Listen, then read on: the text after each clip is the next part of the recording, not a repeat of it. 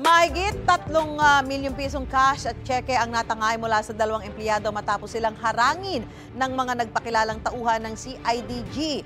Sa Iloilo naman, isang sanggol na lalaki ang natagpuan sa mapunong lugar ng isang barangay. Narito ang unang balita. Isang bagong silang na lalaking sanggol ang natagpuan sa mapunong lugar sa barangay Santa Clara, Oton, Iloilo.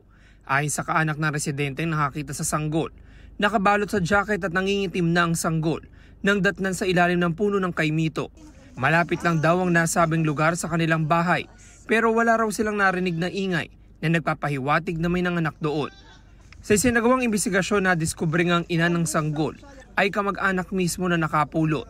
Itinago raw ng 18 taong gulang na ina ang pagbubuntis niya dahil sa takot sa kanyang pamilya. Nasa mabuting kalagayan na ang mag-ina sa ospital at patuloy na minomonitor. Hawak na ng Municipal Social Welfare and Development Office ang kaso. Hinold up ang 3 sakay ng isang multi-purpose vehicle sa Pilar Capiz ng 4 na lalaking nakasuot ng athletic uniform ng PNP at nagpakilalang mga miyembro ng CIDG sa Balasan, Iloilo. Ayon sa Pilar Police, empleyado ng isang soft drinks company ang mga biktima. Tinutukan daw sila ng baril, piniringan at iginapos sa mga salarin. Sumakay sa kanilang sasakyan ang mga salarin at minaneho ang sasakyan patungo sa barangay San Blas.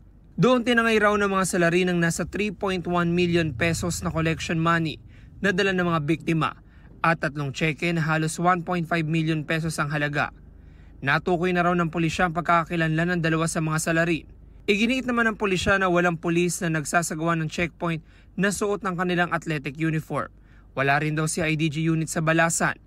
Wala pang inilalabas sa pahayag ang kumpanya na pinagtatrabahuhan ng mga biktima. Ito ang unang balita.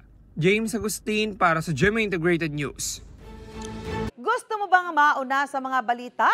Mag-subscribe na sa GMA Integrated News sa YouTube at tumutok sa unang balita.